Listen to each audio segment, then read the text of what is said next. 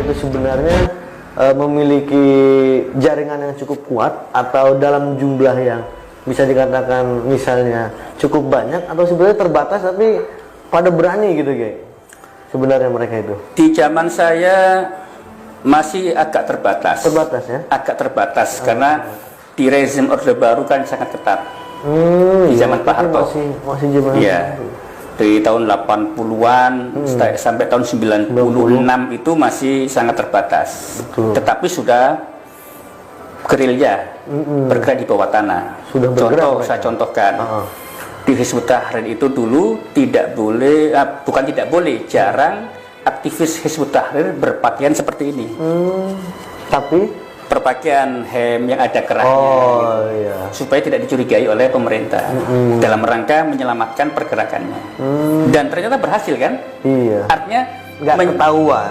Berhasil besar di Indonesia.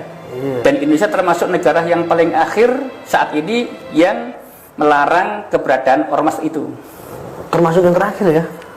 Paling akhir di antara negara-negara yang lain. Biasa. Nah, baik sebelum ke sana. Sebelum ke sana.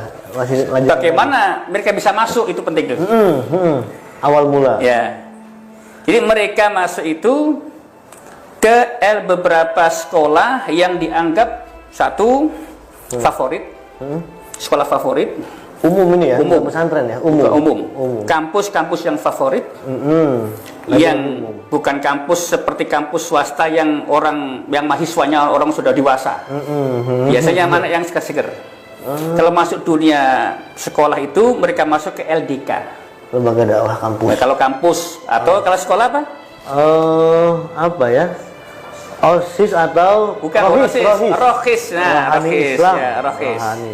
Mereka masuk ke situ. Masuk ke situ. Iya. Masuk ke situ. Nah, disitulah anak-anak yang dipilih terkadang anak yang pinter-pinter. Pinter secara akademik, IQ-nya bagus, tapi ilmu agamanya nol. Itu yang paling gampang dimasuki. Betul. Termasuk anak-anak yang baru masuk kuliah. Nyarinya yang kayak gitu juga. Ya, betul. Pinter IQ-nya, tapi pondasi agamanya masih lemah lah gitu. Lemah, bahkan tidak ada, bahkan tidak ada. Iya. Nah, bagaimana cara merekrutnya? Yang pertama, mereka masuk dulu ke sekolah tersebut, ke kampus tersebut sebagai satu pembina. Mereka rajin menawarkan diri kelompoknya atas nama bimbel, bimbingan belajar. Awalnya begitu. Atau dengan bahasa agamanya untuk bagaimana supaya siswi di SMA itu punya akhlak yang baik. Siapa yang nggak tertarik? Iya, benar. Ya kan? Jualannya begitu itu, ya. Jualannya itu. Kalau orang Islam ya pasti kan harus punya akhlak yang mulia. Iya. Tapi ini jualannya sebagai jualannya. Jualan. Ketika masuk kampus pun begitu. Maka tapi beda. Memberikan pola pikir yang berbeda dulu. Karena apa? Ya mereka mengatakan kallimuhum ala qadri kulihim. Kallimuhum ala qadri kulihim. Sampaikanlah sesuatu itu kepada mereka sesuai dengan taraf akal mereka, kemampuan mereka. Iya. Jadi yang SMA sama yang kuliah beda. Tapi tujuannya sama. Contoh, ketika masuk biasa merekrut itu lembut dan luar biasa masif. Perhatian. Iya. Terus dikenal siapa nama lengkapnya, alamatnya, bahkan nama bapak ibunya lengkap. Masih perhatiannya jauh sampai segitunya. Sakit ditengok, ya kan penengah ajaran Islam seperti itu.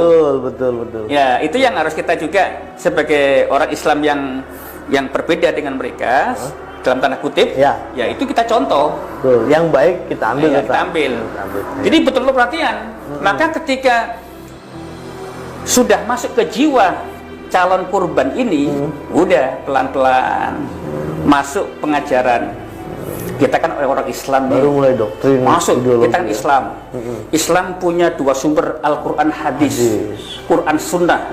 Dia kan benar juga. Itu benar dua. Nah sekarang kita ada Pancasila sebagai dasar negara.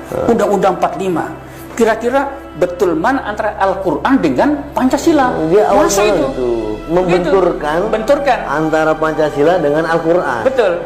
Iya. Kalau pematiknya ya, triggernya dari iya. Dia. Maka ketika dia masuk dunia santri nggak masuk. Tentu santri yang sudah pernah belajar usul fikih, Iya. nggak masuk itu. Nggak masuk. Kenapa? Mengkiaskan dia nggak selevel. Iya, nggak selevel, nggak. Ya Al-Quran tidak bisa dibandingkan dengan apapun. Iya, betul. Termasuk dengan undang-undang, dengan Pancasila. Gitu. Nah, mulai mikir tuh. Ya iya ya. Kita orang Islam sumbernya dasarnya Quran hadis. Kenapa harus pakai Pancasila? Iya. Kenapa harus pakai Undang-Undang 45? Wah, udah tinggal ini tauhid kafir. Wah, gitu. Oh ya, mulai masuknya Mulai di masuk. situ. Ketika mereka sudah dianggap sudah masuk ke jiwa sang musyrif. Musyrif itu pembimbing Musyrif. atau murabbi. Biasanya Ya murabbi kan? Atau istilahnya ustadz ya. mereka atau syekh mereka gitu. Gitu. Biasanya mereka doktrin di situ, Iya. Kiai. Nah, pada akhirnya ini kader, kita mungkin sebutnya kader-kadernya lah. Iya. Dan pada akhirnya mereka benar-benar militan. Oh, gitu, militan. ya. Militan. Militan. Meskipun tadi kita sampaikan mungkin di awal meskipun jumlahnya nggak banyak, tapi mereka militan dan proses pengkaderan yang tadi Kiai sampaikan itu terus berjalan gitu, Kiai ya. Sampai hari ini. Sampai hari ini. Sampai hari ini. Sampai hari ini. Iya.